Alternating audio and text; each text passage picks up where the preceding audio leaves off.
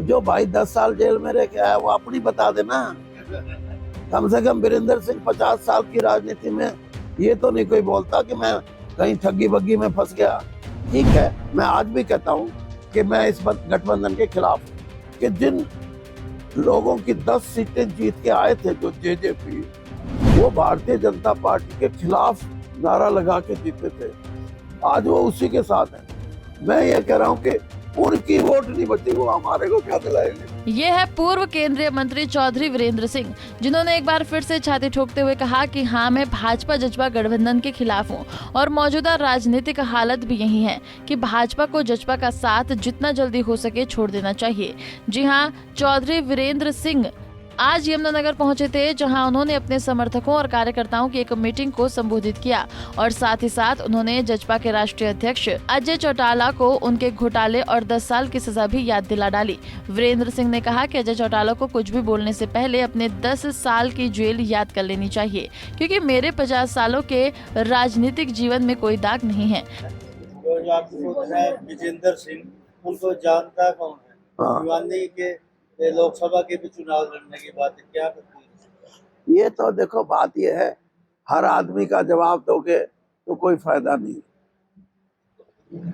अपने अपने चुनावी साल में अपनी अपनी धपली, अपना अपना राग, सभी जो भाई 10 साल जेल में रह के आया वो अपनी बता देना। कम से कम वीरेंद्र सिंह 50 साल की राजनीति में ये तो नहीं कोई बोलता कि मैं कहीं ठगी बग्गी में फंस गया। तो ये इनके जवाब देने का कोई औचित्य नहीं। ठीक है, मैं आज भी कहता हूं कि मैं इस गठबंधन के खिलाफ हूं और इसलिए खिलाफ नहीं हूं कि मेरी कॉन्स्टिट्यूंसी इन्वॉल्व है उसमें। मैं इसलिए खिलाफ हूं कि 10 साल के भारतीय जनता के शासनकाल में भारतीय जनता पार्टी अब इतनी सक्षम पार्टी हो चुकी है कि वो खुद अपने पांव पे खड़े होकर चुनाव लड़ सकती है। उसको किसी की सहायता की जरूरत नहीं।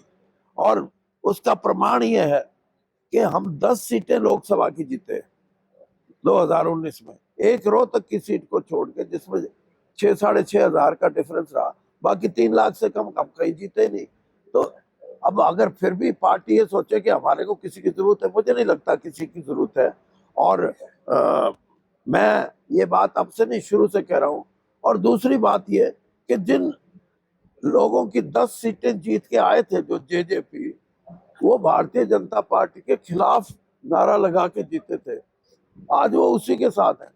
मैं ये कह रहा हूँ कि उनकी वोट नहीं बची, वो हमारे को क्या दिलाएंगे, सीधी बात है। दरअसल भाजपा कुनबे के चौधरी वीरेंद्र सिंह को उसका पूरा परिवार जजपा के गठबंधन के खिलाफ है। हालांकि इस बात को भी नकारा नहीं जा सकता कि 2019 के लोकसभा चुनाव में उचाना सीट वीरेंद्र सिंह की पत्नी को दुष्यंत चौटाला के हाथों से शिकस्त खानी पड़ी थी। एक कारण ये भी है कि वीरेंद्र सिंह जजपा से खफा हैं, लेकिन एक वजह और भी है जिसका हवाला देते हुए वीरेंद्र सिंह कहते हैं कि पिछले लोकसभा चुनाव में सिर्फ रोहतक सीट छोड़कर सभी सीटों पर भाजपा 3 लाख से ज्यादा वोटों से जीत हासिल की है, इसलिए भाजपा को जजपा का साथ छोड़ देने में ही भलाई है।